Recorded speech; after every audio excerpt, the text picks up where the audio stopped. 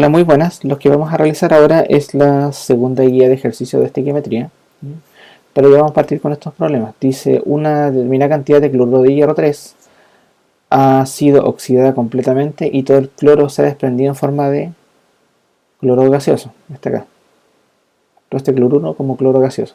El cloro gaseoso se ha empleado para transformar el silicio en tetracloruro de silicio y se han producido 6.36 moles del mismo. ¿Cuántos gramos de cloruro de hierro 3 fueron oxidados? Entonces, este problema lo vamos a hacer hacia atrás. Lo que vamos a hacer, vamos a calcular los gramos de cloruro de hierro, que es nuestra incógnita, entonces lo voy a hacer en un solo paso. Lo primero que tenemos que tomar en cuenta son los moles de acá, que serían 6,36 mol de tetracloruro de silicio. El tetracloruro de silicio lo vamos a relacionar con la primera ecuación, o sea, con la segunda ecuación que tenemos acá, que decimos que por cada mol de tetracloruro de silicio se genera 2 mol de cloro gaseoso. Y después utilizamos la segunda ecuación para poder llegar hasta el hierro. Decimos que en esta ecuación 6 mol de cloro gas son a 4 mol de cloruro férrico. Y finalmente vamos a usar la última relación para calcular la masa. Por cada mol de cloruro de hierro, ahora tendremos que determinar la masa. Entonces sería 55,85, que es el hierro, más 35,45 por 3, que sería la masa de los cloros. Entonces finalmente serían acá 162,2 gramos mol, ¿ya? Y terminaríamos directamente la masa. Los moles se van con los moles, los cloros con los cloros, los silicios con los silicios. Entonces solamente habría que hacer la multiplicación. 6.36 por 2 por 4 por 162,2 dividido por 6 y dividido en 1. Bueno, es lo que da. Serían acá 1376 gramos de cloruro de hierro. Vamos con el siguiente. En este siguiente dice, se hace reaccionar 1 gramo de magnesio con 3 gramos de cloruro áurico, cloruro de hierro, o sea, cloruro de oro, disculpen. Primero calcular la masa de oro que se obtiene y qué masa del reactivo excedente queda sin reaccionar. Lo primero que tenemos que tratar de determinar aquí quién es el reactivo limitante. Para ello lo que vamos a hacer, vamos a tomar estos gramos de magnesio y vamos a ver con cuántos gramos de cloruro de oro deberían reaccionar. Y ahí podemos decidir quién es el reactivo limitante. Entonces los gramos de magnesio, Mg, los vamos a relacionar rápidamente solamente en proporción con las masas para poder hacer esto más o menos de una manera sencilla. La masa del oro la vamos a buscar al tiro, pero la masa del magnesio es 24,3, entonces la vamos a dejar acá. Está 3 veces multiplicada la masa del magnesio, en este caso es 24,3 gramos. Es el masa molar y ese 3 es este 3 de aquí, ya por si acaso. Y el oro pesa 197 más 35,45 por 3 serían 303. Este 2 que está acá corresponde al factor estequiométrico de aquí, ¿ya? Y acá serían 303,35. Lo que estoy haciendo acá, para que no los vaya a confundir, es en realidad hacer básicamente una condensación de este paso. Porque lo que estamos haciendo primero es calculando los moles, ¿no es cierto? Que sería como el paso siguiente acá. Este 2 y ese 3 serían los factores estequiométricos, que serían como estas relaciones que nosotros hacemos anteriormente, acá arribita. Estas relaciones que están acá. Y después finalmente esta masa que está arriba sería como el paso final, que es multiplicar. Lo que pasa es que lo estoy haciendo rápido para poder aprovechar, determinar rápidamente la masa. Entonces serían 303 por 2 dividido en 3 dividido en 24,3 y lo vamos a amplificar por 1. Entonces nos queda acá que el magnesio, para que reaccione completamente, necesita 8.32 gramos de cloruro de oro. 3, ¿no es cierto? Pero nosotros solamente disponemos de 3. Y como este necesita más, por ende el reactivo limitante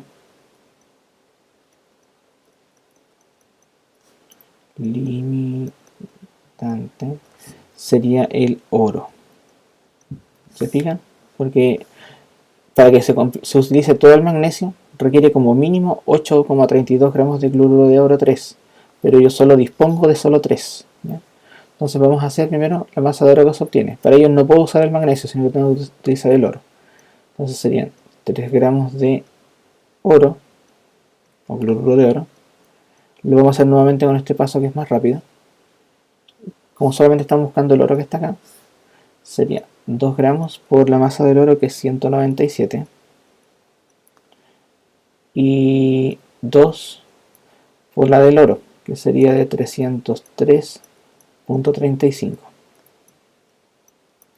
Entonces sería 3 por 197 y dividido en 303,35. Entonces nos dan que se forman 1,95 gramos de oro a partir de esta reacción. Tenemos hecha la primera. Determinamos el reactivo limitante con otra metodología y aprovechamos de calcular la masa de oro que se obtiene utilizando únicamente la masa de nuestro reactivo limitante. En este caso es el cloruro de oro. Vamos con la B, que nos pregunta la masa. Esta es la A.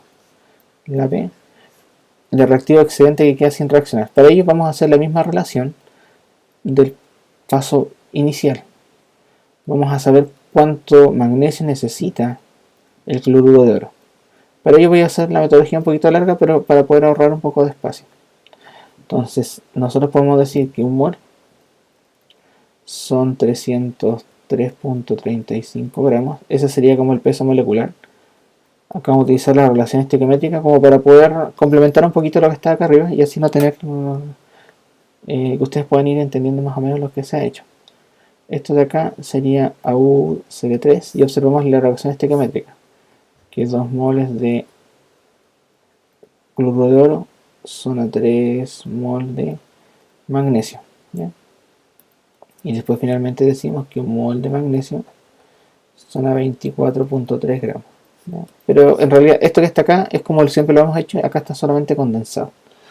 Sería 3 por 24,3 y dividido en 303,35 dividido en 2.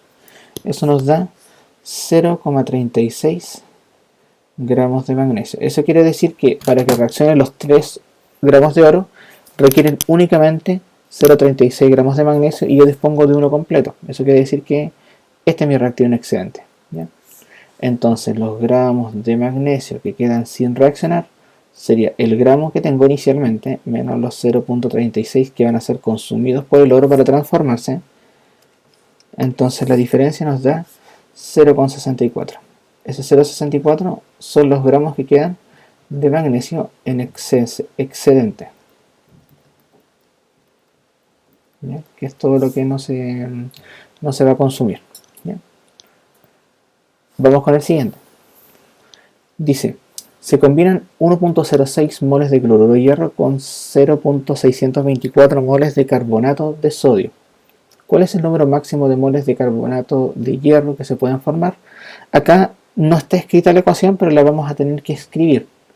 Entonces decimos que el cloruro de hierro más el carbonato de sodio me van a generar este compuesto que está acá, que es carbonato de hierro 3. Y tenemos que escribir los iones residuales que nos quedan. En este caso sería el cloruro de sodio. Vamos a equilibrar la ecuación. Aparece un 2 acá. Vamos a colocar un 2 acá. Aparece un 3 aquí en el carbonato. Y vamos a poner un 3 acá. Entonces el carbonato está repetido 3 veces. Y esto está repetido 2 veces. Entonces sería 3 por 2 son 6. Y 3 por 2 son 6. Entonces faltaríamos poner solamente un 6 aquí. Y tendríamos la ecuación equilibrada. ¿Ya? Entonces, dice que se mezclan un mol de esto con un mol. Nos preguntan el número máximo de moles de este sistema. Lo que tenemos que hacer finalmente es determinar quién es el reactivo limitante. Pero ahora vamos a utilizar la metodología que hemos hecho normalmente en clase y de paso podemos saber al tiro cuántos moles vamos a obtener. Escribir al tiro los moles de hierro y acá los moles de carbonato.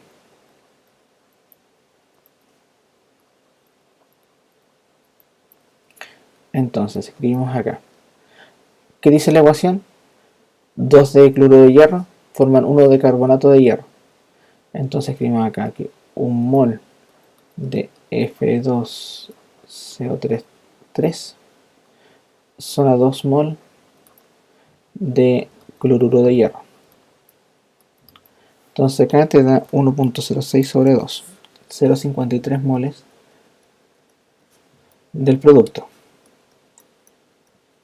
Que esta es como otra forma de determinar el reactivo limitante, ¿no? Y ahora vamos a hacer la relación con los datos que tenemos abajo. El carbonato es 3 a 1. Entonces, 1 mol de carbonato de hierro son a 3 mol de carbonato de sodio. 0.624 dividido en 3. Y nos da 0,21 mol. Entonces, ¿qué podemos inferir acá? Que el que nos va a generar menor cantidad de producto, o el número máximo de moles que se van a poder formar, es el reactivo limitante. En nuestro caso, si lo hacemos como el análisis que tenemos acá, con los datos que tenemos acá, lo único o lo máximo que podemos obtener son 0,21, porque el primero que se va a consumir va a ser el carbonato de sodio, y nos van a quedar algunos moles en excedentes del cloruro de hierro. Entonces, ¿cuál es el número máximo de moles de carbonato de hierro que se puede formar? Son 0.21, ¿ya? Porque dependen del reactivo limitante. Vamos con el 4. Dice calcular la cantidad de caliza, que es el carbonato de calcio impuro, cuya riqueza en carbonato es del 85.3%. Se necesita para obtener por reacción con exceso de ácido clorhídrico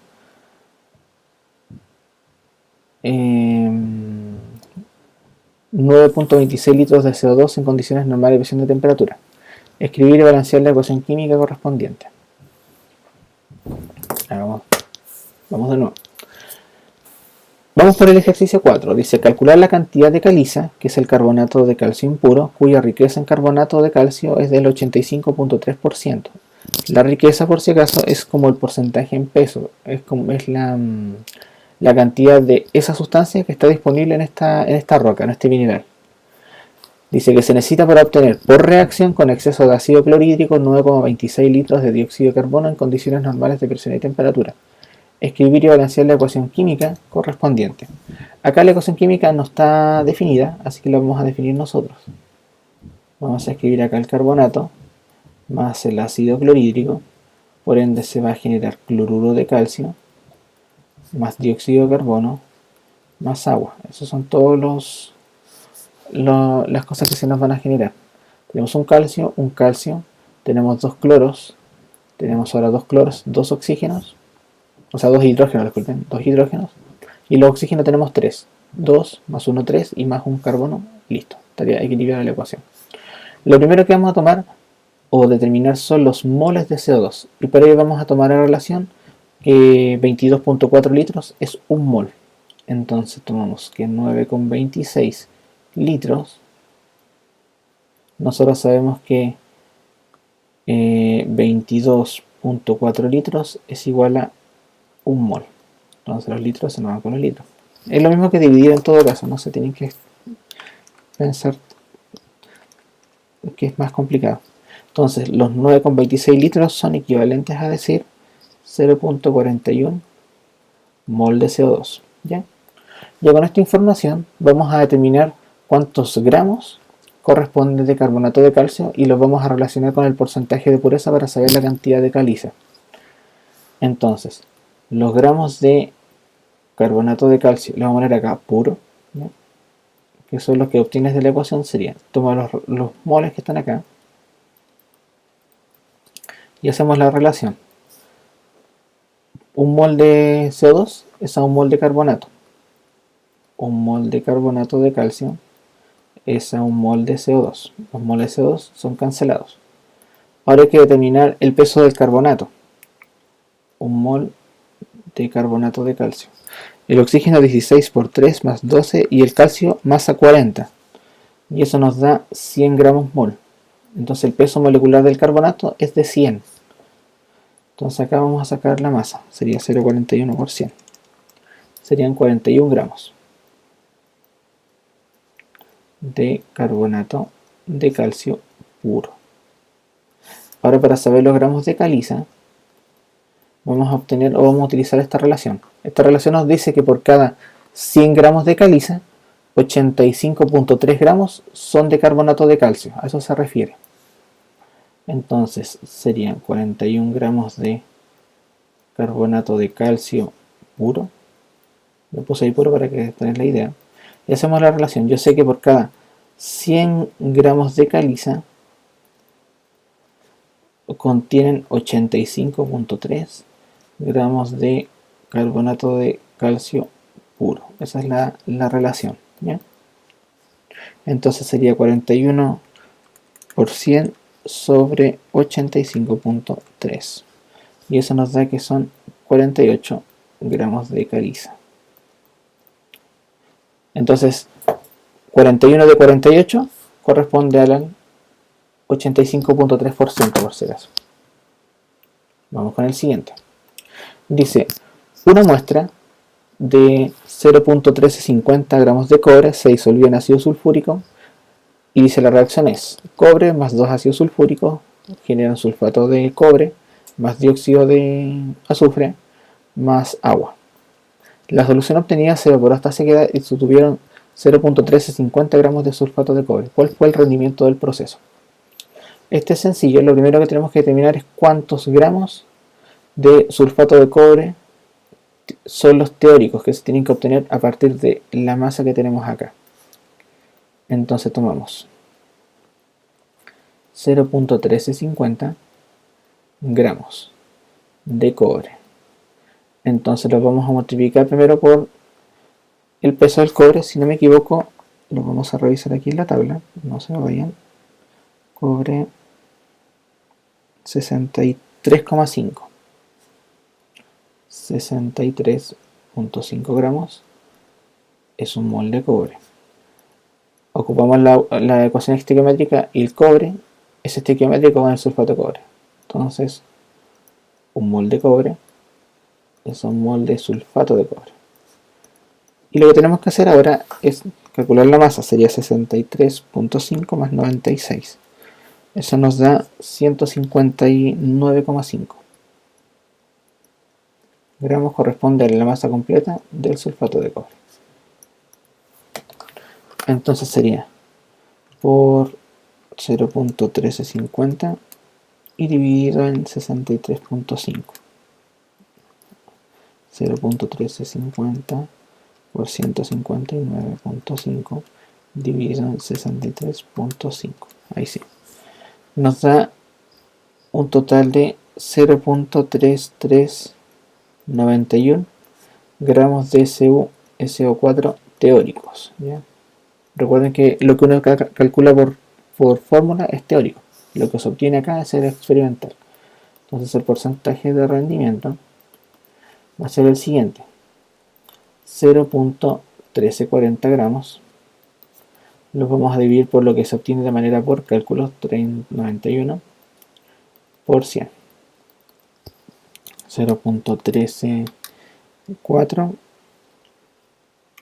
por 100 dividido en 0.3391. Y eso nos da un porcentaje de obtención del 39,5%. Vamos con el 6. Dice, en la naturaleza existen 3 isótopos del magnesio. La abundancia de cada uno de ellos fue determinada por espectroscopía de masa y con los datos utilícelos para calcular la masa atómica del magnesio. La masa atómica a partir de la abundancia se determina a partir de la ponderación entre la abundancia y la masa relativa de cada uno de los isótopos. Es una sumatoria.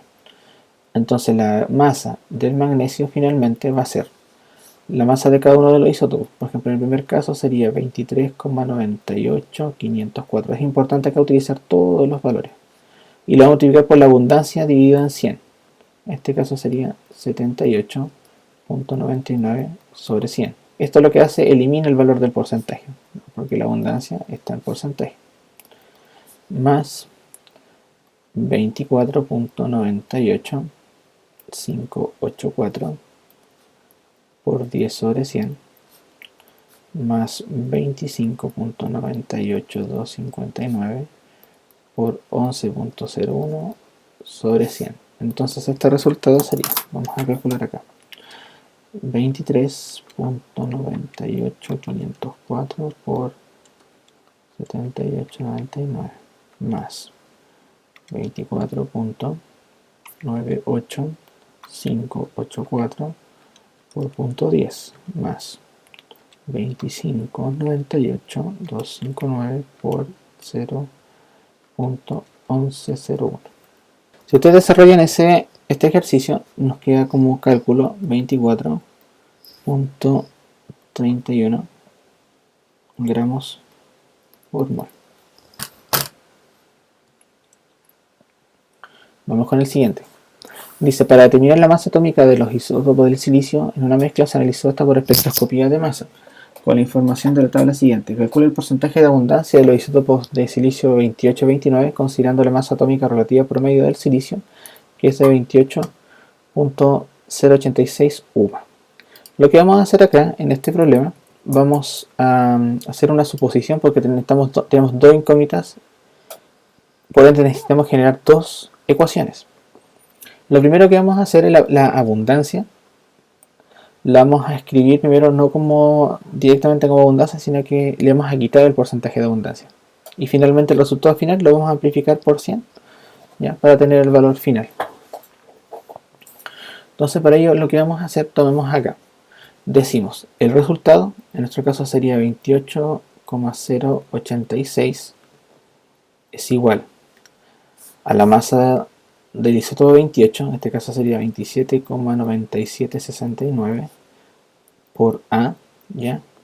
Más 28.9765 B más 29.9738, y acá vamos a poner el valor ya dividido en 100 para que no nos genere inconvenientes, que sería 0.0309. Recordando que acá arriba, volviendo al ejercicio de este 78.99 sobre 100, la suma de las tres, cada una de las tres abundancias o da o 100% si lo están considerando con el porcentaje, o 1 si no lo están considerando con el porcentaje. En este caso yo, para fines de cálculo, que es más sencillo, no lo voy a llevar a 100%, sino que lo voy a llevar a la unidad, a 1. Entonces digo que mi 1 o mi 100% va a ser la suma de A más B más 0.0309. ¿Dónde saco este número? Este valor lo divido por 100 para eliminar el porcentaje, a eso se refiere. Eso quiere decir que A y B que obtengas al final van a ser números pequeños que cuando los multiplique por 100 se van a transformar en porcentajes de abundancia, ¿ya? ¿Por qué utilizo esta metodología? Porque me es más fácil hacer los reemplazos con números más pequeños que con números más grandes. Entonces lo que vamos a hacer acá, vamos a despejar este término en relación a uno de los dos. Vamos a relacionarlo con respecto a A. A va a ser igual, sería 1 menos este valor, porque esto pasa restando, serían 0,9691 menos el valor de B. Y este valor es el que tiene que ser reemplazado cuando se encuentre en A, para poder determinar los sustituyentes. Vamos a tirar esto un poco más abajo. Entonces partamos. Finalmente sería 28.086 va a ser igual a 27.9769 paréntesis. Ahora donde está lo reemplazo por este dígito de acá. 0.9691 menos B más 28.9765B más. Inmediatamente voy a resolver esa multiplicación. 29,9738 por 0.0309. Entonces ese valor que está ahí se convierte en 0.9262. Lo vamos a realizar de nuevo si no me equivoqué. 29,9738 por 0.0309. Exacto, está correcto, ¿ya? Llegando a este punto, lo que tenemos que hacer, como en toda ecuación de matemática, tenemos que simplificar ese número por ese número, S por S del de arriba con el B, y reordenar todos los valores, ¿ya? Y relacionarlos en función de B, que está acá, está B acá, y también está B aquí. Entonces reordenaré 27.9769 por 0.9691. Entonces esto nos queda 27.1124 menos 27.9769 B, después sería más 28.9765 B más 0.9262 y es igual al valor que teníamos recién. Vamos a cambiar el color de este B para que no se nos pierda a lo largo de la ecuación. Ahora reordenaré los términos con número en un lado y con B en otro, ¿ya? Para tenerlos. Entonces sería 28.086 menos 27.1124 menos 0.9262. Entonces acá nos está dando 0.0474 y ordenamos los valores de B, que en nuestro caso serían 28.9765 menos 27.9769 y nos está dando acá 0.9996 respecto a B. Por ende, si ustedes despejan acá, B toma el valor de 0.0474 dividido esto de 0.0474.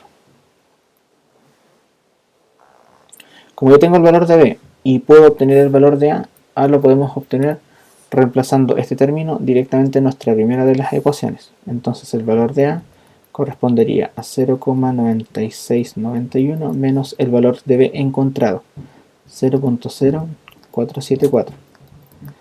0.9691 menos 0.0474.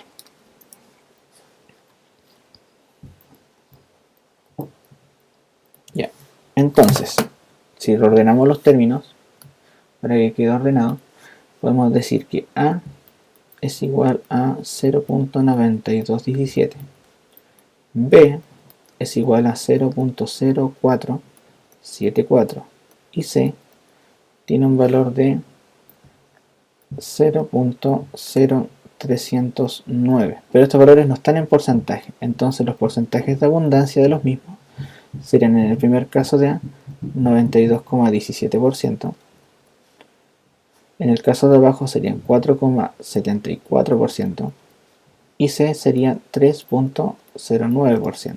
Si nosotros sumamos todos esos términos, deberíamos llegar al 100%.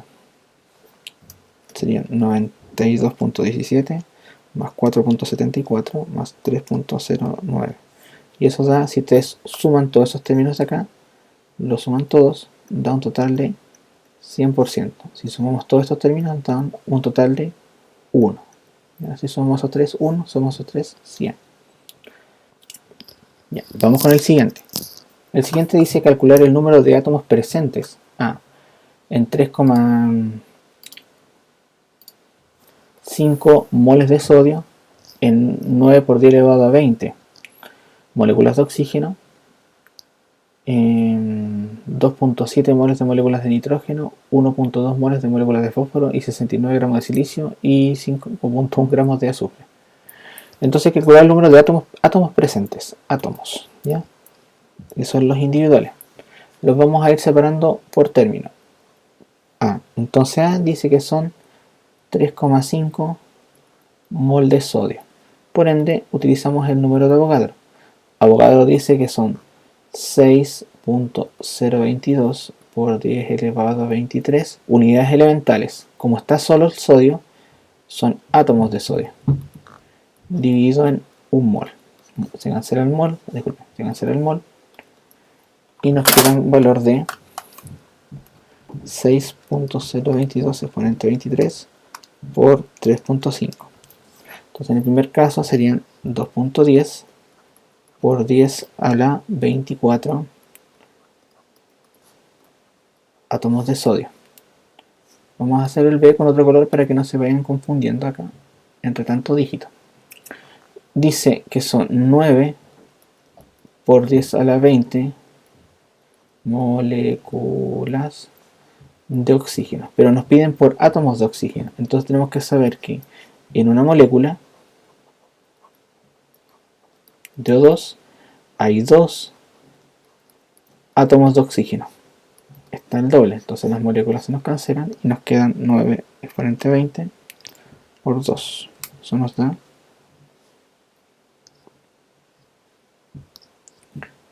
1.8 por 10 elevado a 24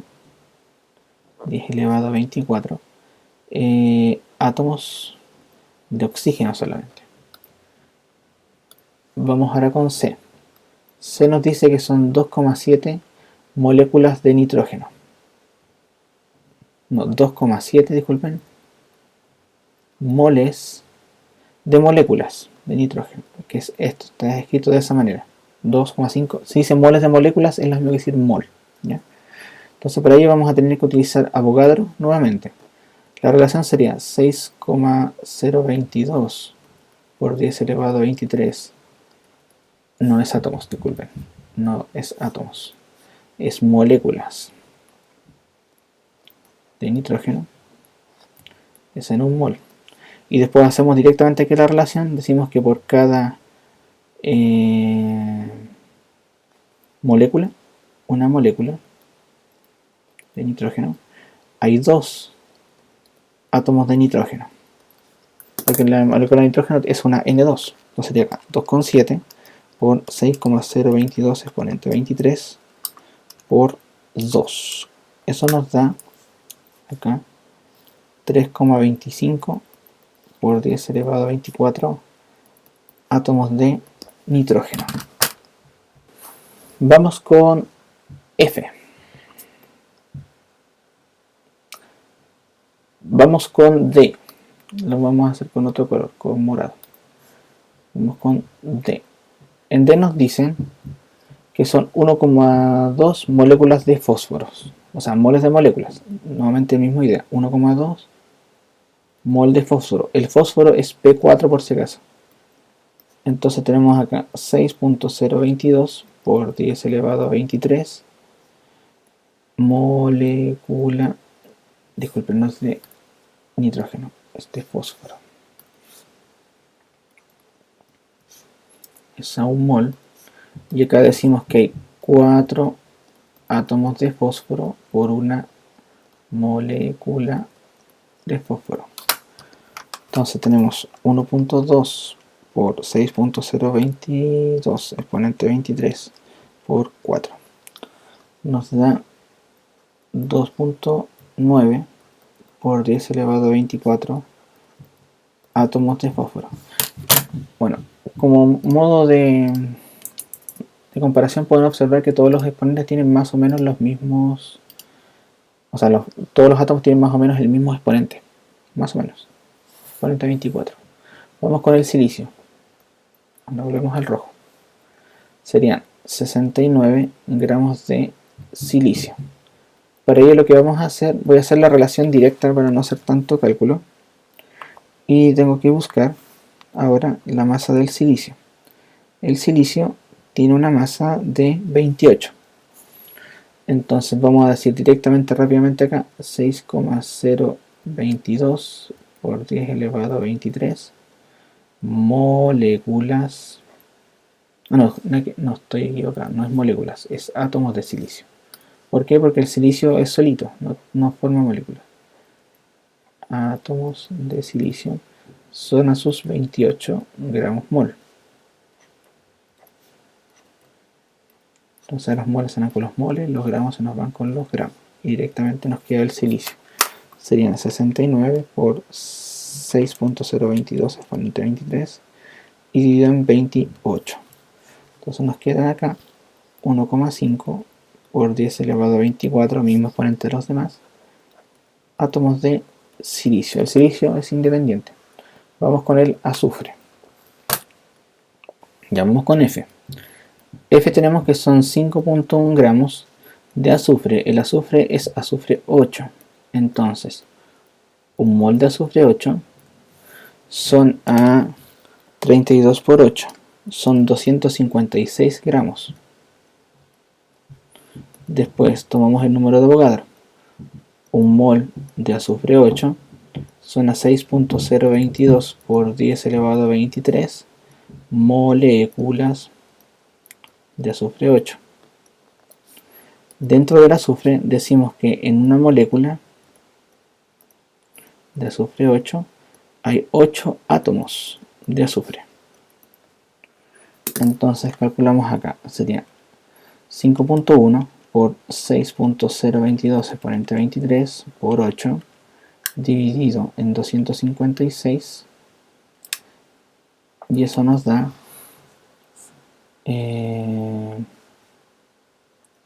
1 por 10 elevado a 23 átomos de azufre. ¿Ya? Esa es más o menos la idea.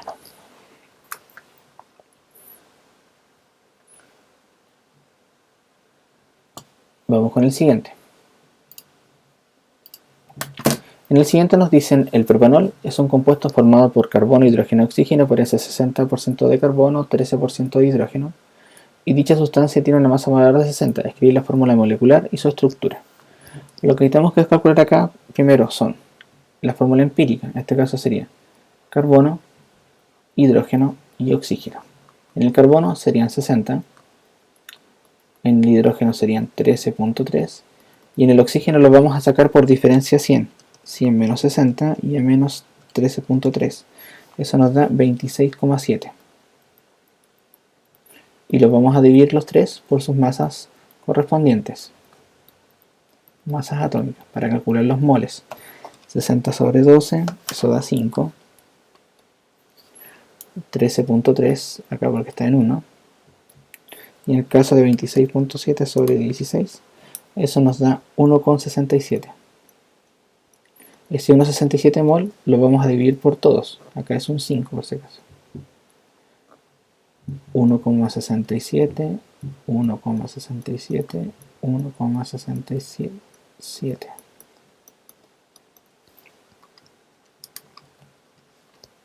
Eso nos da 3 acá. Eso nos da 8 acá.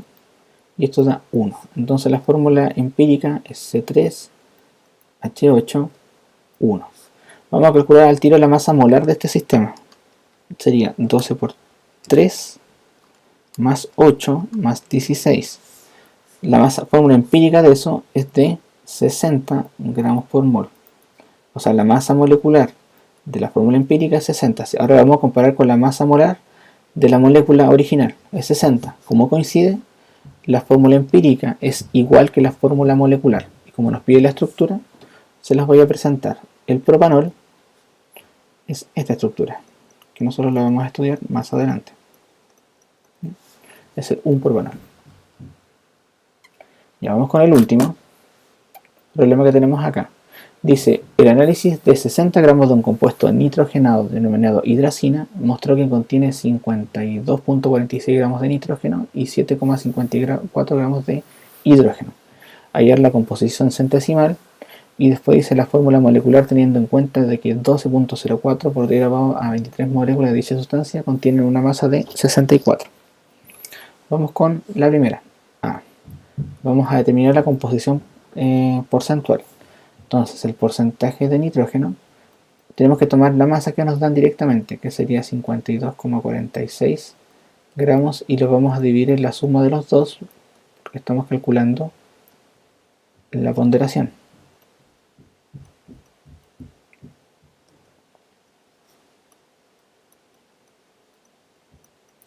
Entonces serían 52.46 más 7.54 da 60. Entonces 52.46 dividido en 60 nos da, y por 100, nos dan aquí 87.43% en nitrógeno, y el porcentaje de hidrógeno serían los 7,54 dividido en 60. Ese 60 es la suma de esos dos, por si acaso, por 100. 7.54 sobre 60 por 100 nos da 12.57%.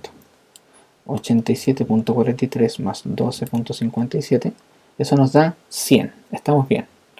Después nos pide hallar la fórmula molecular teniendo en cuenta. Lo primero que antes de hacer todo el cálculo, vamos a hacer dos cálculos previos antes de hacer este sistema.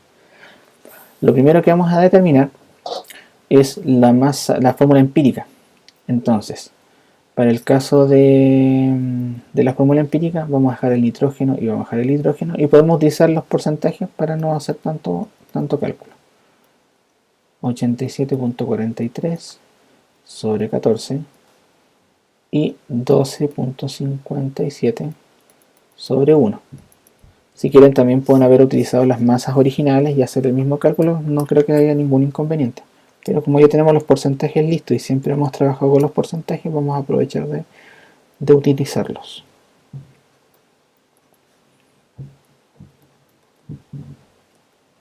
Entonces, si ustedes hacen la relación acá, para calcular los moles, queda 6,24, que sería acá 6,24, 6,24, esto te da 1, 12,57 dividido en 6,24, eso te da 2.